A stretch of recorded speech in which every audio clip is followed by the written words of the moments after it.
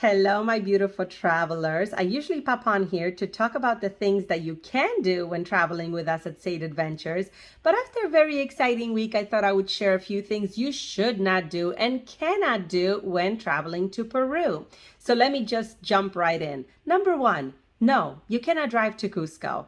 Okay, on a map it looks very close, and yes, there's a road, but there's an Andean mountain range in between Lima and Cusco. Therefore, I will fly you over. It's less than an hour long. It's less than $150 for the flight, and you will be acclimating that afternoon as opposed to trekking through this awful road for like 12 hours. So no, we will not drive you to Cusco. Don't ask.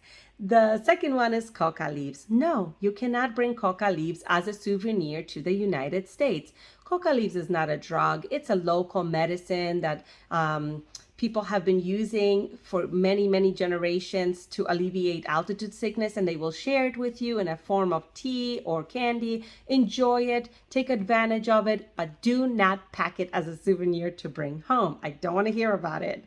The third one is no, you cannot go to Machu Picchu on a whim. You cannot just jump on a train, Peru Rail, Inca Rail, regardless which ones you choose, and assume you're going to make it to Machu Picchu and be able to do it whenever you feel like it. There's a lot of bureaucracy in Peru. There's permits and tickets and IDs, and you have to show your passport, and 7 people have to stamp things. There's a process. We know the process. We take care of it. We know how many people are allowed every day. We know how many hours you're allowed every day, and we plan it beautifully so that you don't have to worry about those logistics. So make sure you have Machu Picchu arranged by a professional.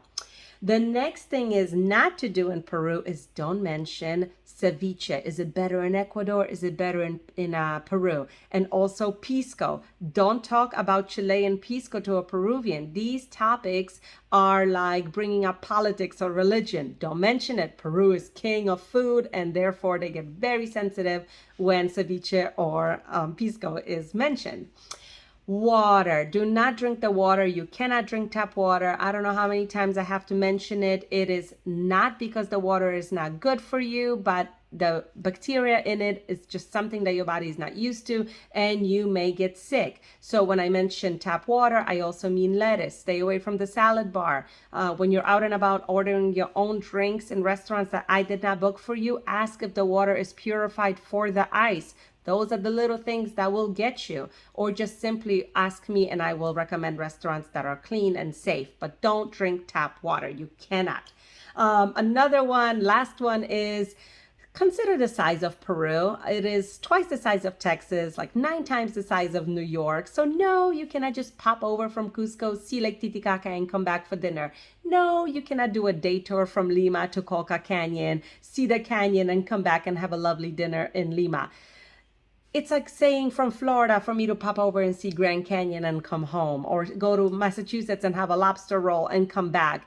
You know, these are sacred places. Take an extra day, make your itinerary a little longer, include them for sure. They're fantastic, but don't try to rush it. It is such a beautiful place. Make sure you have the time to do it logistically well. So, happy travels, everybody. I hope that helps you plan your next trip to Peru and things not to do. Take care.